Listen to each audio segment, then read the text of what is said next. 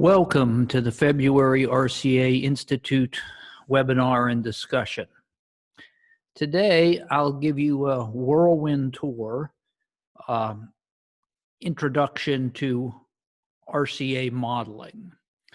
As usual, this webinar is recorded. I will turn it off at the end when I unmute you and invite questions and discussions. If you have questions and discussions, feel free to use the comment area. However, I won't get a chance to look at it until I'm finished speaking.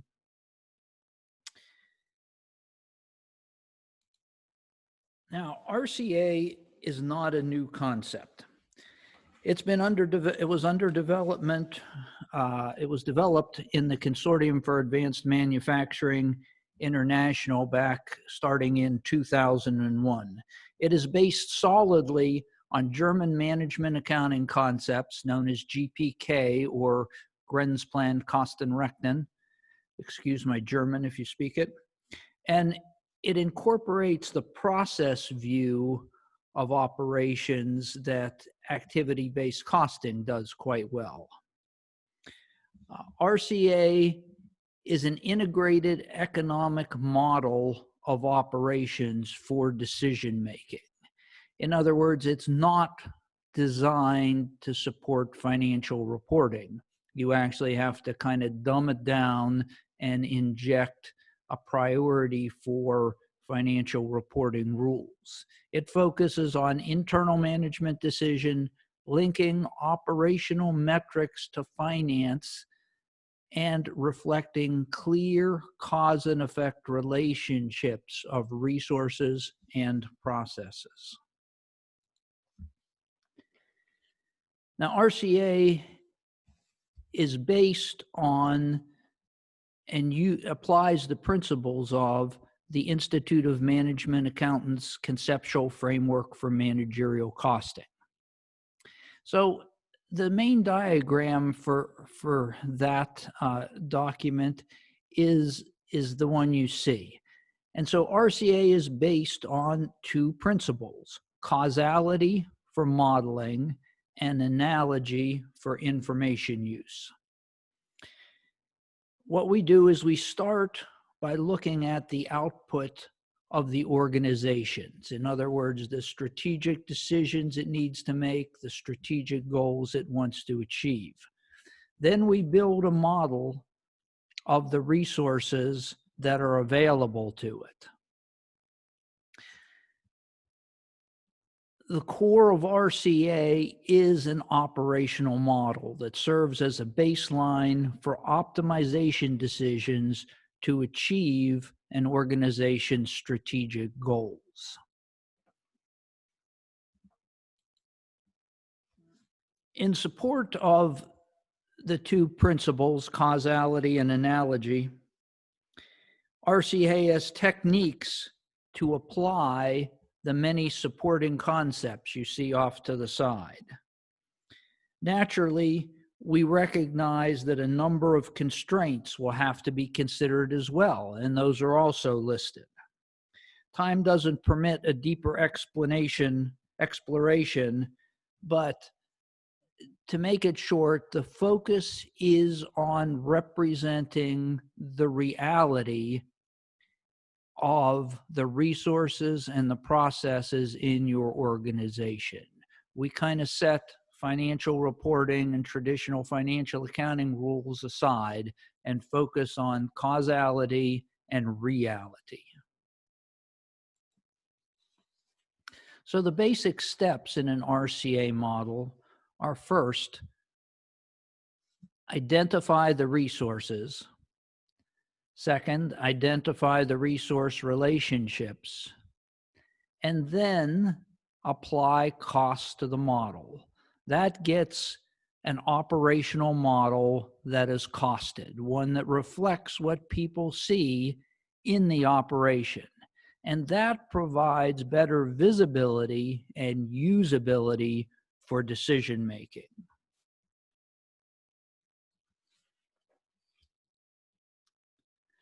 Let's look at how that's done. So let's picture all these little different colored blocks as resources in your organization. Down at the bottom, you see the blocks are a little better organized.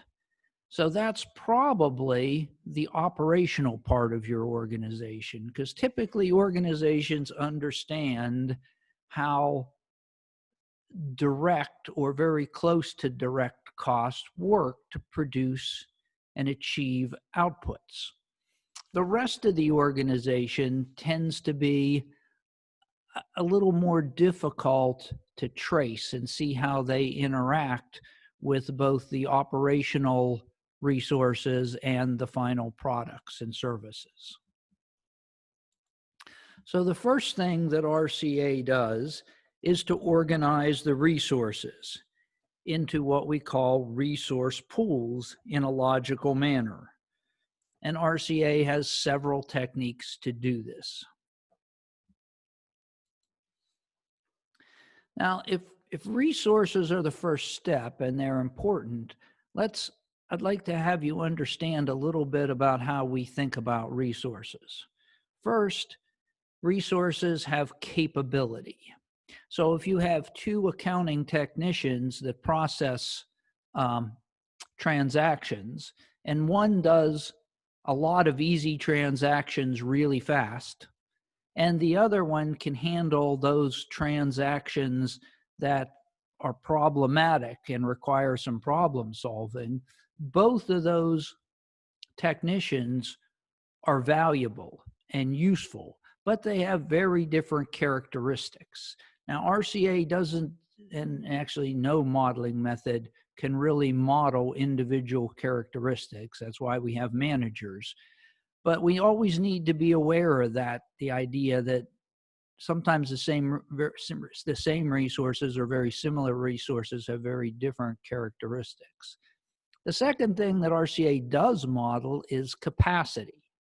And we look at capacity first as the theoretical capacity of a resource. If you own a resource, it's available to you 24 hours a day, 365 days a year. Labor is available based on its contracted arrangement. So then we divide that capacity into three main categories. Number one is productive.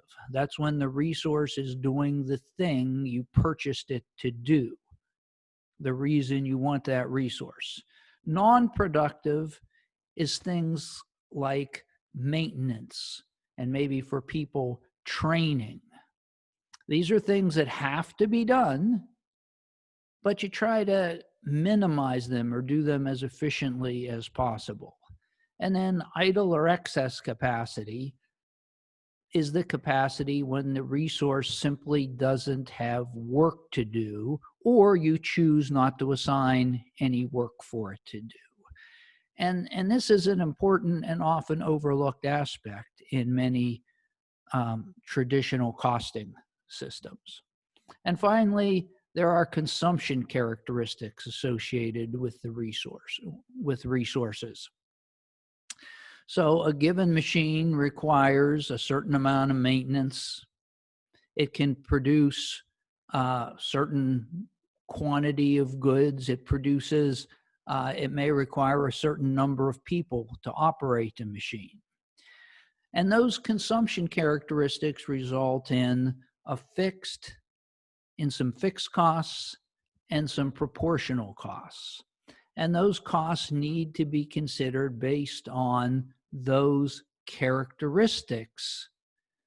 In other words, the way those resources are consumed by a particular other resource pool. And RCA has a way to model and track that. So let's look at a simple diagram that we'll work through. So here we have a resource pool. This resource pool is made up of various resources, and it produces a fairly homogeneous output.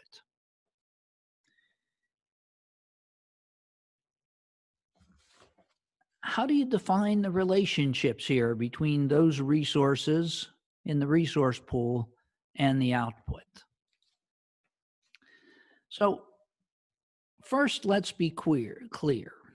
Let's say this resource pool is equivalent in this diagram to, say, service 1. The output supports many other resource pools. Some are direct and some are other support resource pools.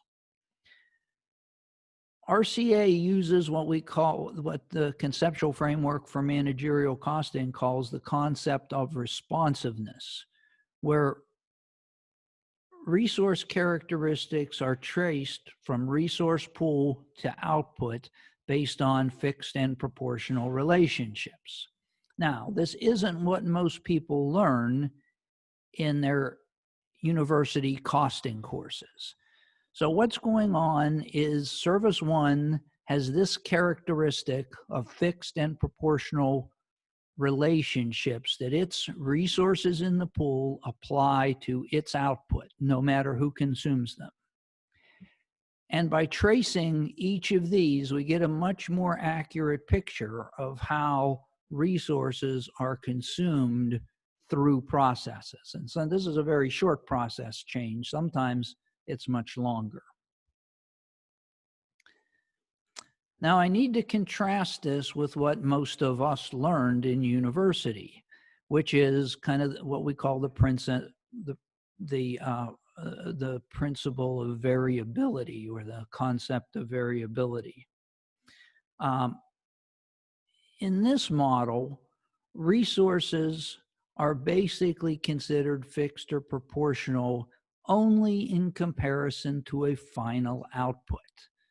So they look at a group of resources, several resources pool, and they decide as a collective group what's proportional and what's fixed. This hides a lot of information, okay? It hides because they're only looking at the relationship to final product or service. So lots of things that may be variable at some point in the process end up fixed at this point. And when you make changes, it's much better to be able to see into the process than to make gross adjustments and suffer the unintended consequences because you don't see. So we don't use the concept of variability in resource consumption accounting. So you have the resource pool. What you do in order to operationalize this is you look at each resource and you consider its fixed, what costs are fixed and what costs are proportional. In this case, let's say the solid line is fixed and the dotted lines are proportional. And you go with each one and you build a collective set of fixed costs and proportional costs that this resource pool attaches to its output. And it's represented generally with just the 2 arrows, okay? And these are what we call primary consumption relationships. So the resources in the pool to the output.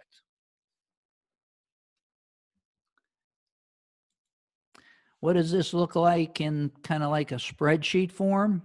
Well, here we have a plant maintenance resource pool. Its output measure is maintenance labor hours. So in this case, technician wages are all proportional. Now you could argue that vacation time and benefits are fixed, and I would agree with you, but we just, in this case, said they're all proportional. Supervisor salary is fixed.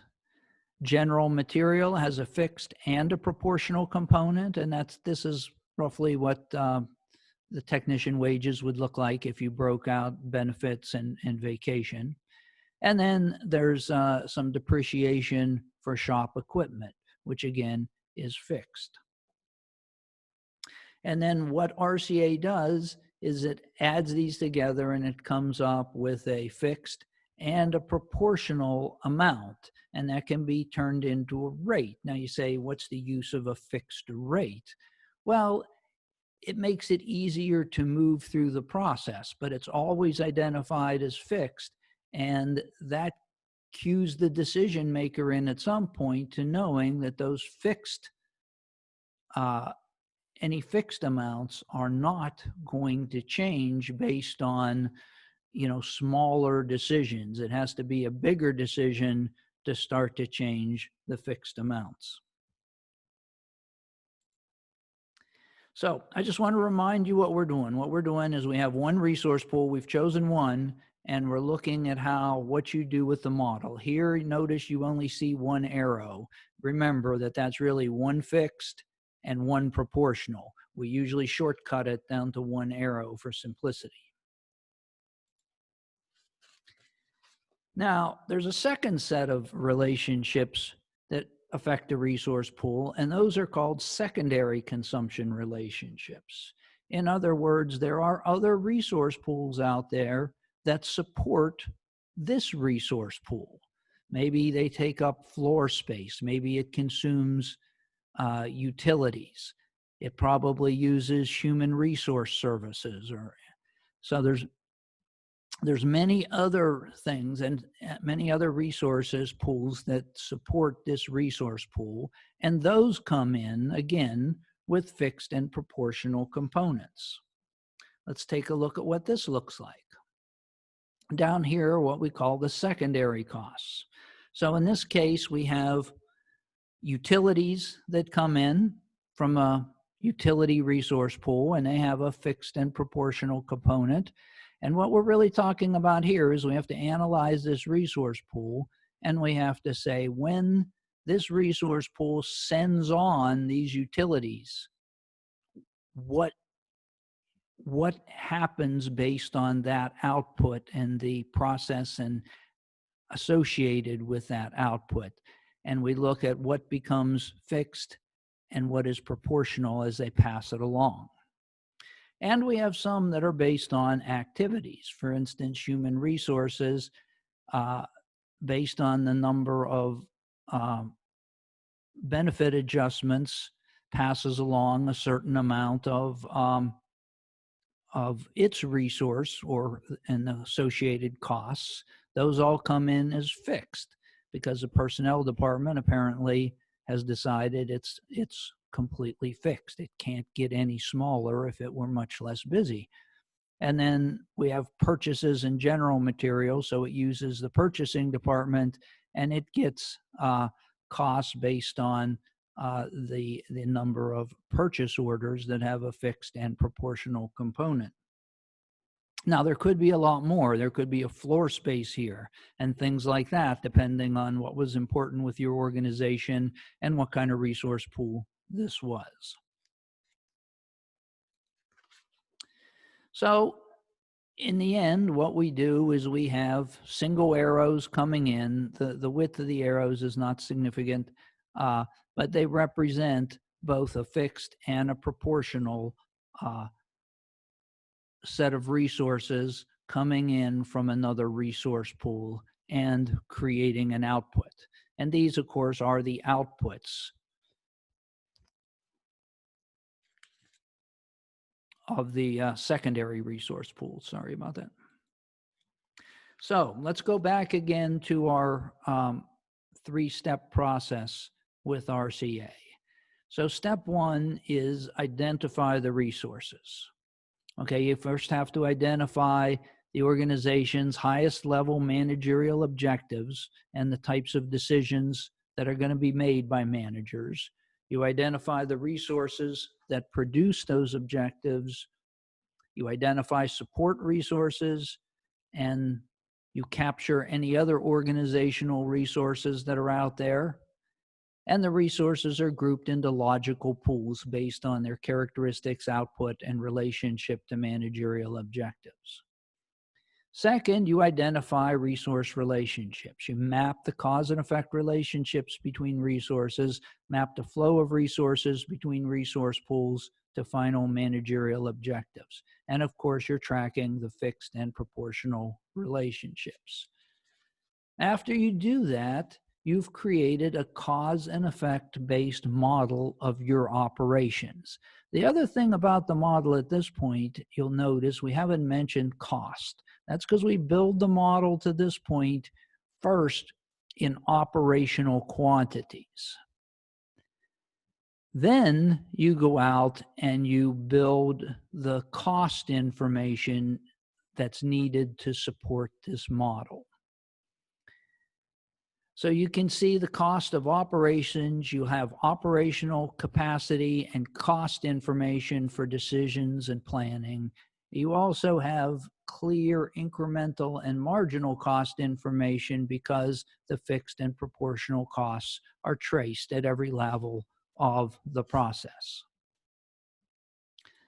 Now, let's look at a very simple diagram and just go through this in another sort of way. So here we have a simple diagram where we have some indirect or support resources, okay? And they support various things. Number one, they support each other. Indirect 2 supports activity 1. Indirect 1 supports a direct cost pool. That direct cost pool produces a product or service, and activity 1 directly contributes to that product or service. And those all go into what we call a dimensional product and loss statement for either a service, a customer, a product. Now, over here, you see some non-causal costs. So let's just assume that there are some costs up in indirect 1 that don't have a clear causal relationship to anywhere else in the organization. Those costs are not passed along through the model. They are identified off to the side and they are applied at a higher level. An example of those could be idle capacity costs, or it could be some other cost that just doesn't, something they do that just doesn't have a clear relationship. Maybe it's a safety program and they just can't say that it has a causal relationship throughout this process. So it's put off to the side and it's applied to a dimensional P&L where a manager is responsible to look at and manage those costs. So the important thing is costs that don't have causal relationships are not hidden. They're clearly visible. Now, this is actually a real diagram of a model for a factory. I'm not going to go in, and I know you can't see exactly what's in here, but what I want you to see is the general outline. Up here in the green are support resource pools. In the pink or orange are the production resource pools. In the yellow are, in this case, products, or they could be services, but in this case, they're products. And in the gray is what we call the results segment. So RCA produces enough information that you sometimes want to cost multidimensionally. You may want to cost products. You may want to cost customers. You may want to cost distribution channels, things like that. So you can identify enough information to create multi-dimensions here. Off to the side is the purple. That's actually a special situation for this one, but they produce, in this case, they almost always produce somewhat more kind of finished material than they need, just because of the nature of the process, and then that gets ideally reused for the products and services provided to other customers. So that's just kind of a special case in this situation.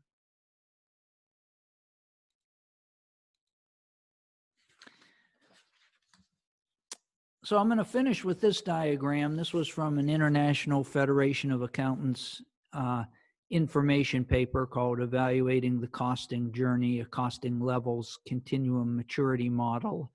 And in this model, resource consumption accounting was rated much higher than other costing methods. It was not rated as high as full real-time simulation, but I would argue that in order to do full real-time simulation, you need to do resource consumption accounting. And if you continue to listen to this series of webinars, we'll eventually talk about RCA's use in some things that are very, very close to full real-time simulation today.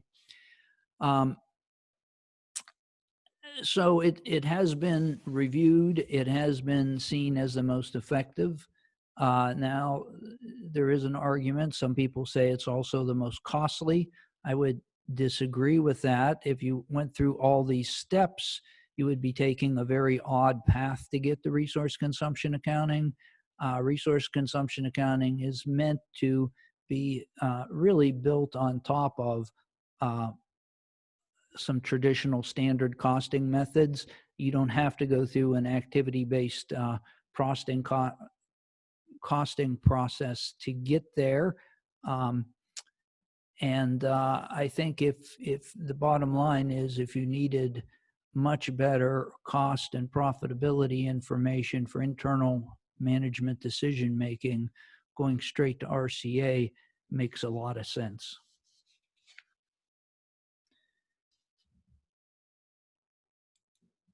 I hope I've given you some insight into what RCA does and a little bit about how it does it.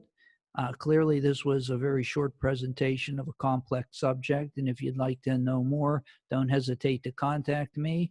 In about 2 weeks, I'll be doing a part 2 of this and give you a little bit more depth into how RCA as a costing approach works. Thank you very much. I'm going to turn off the recording now and take any comments you have.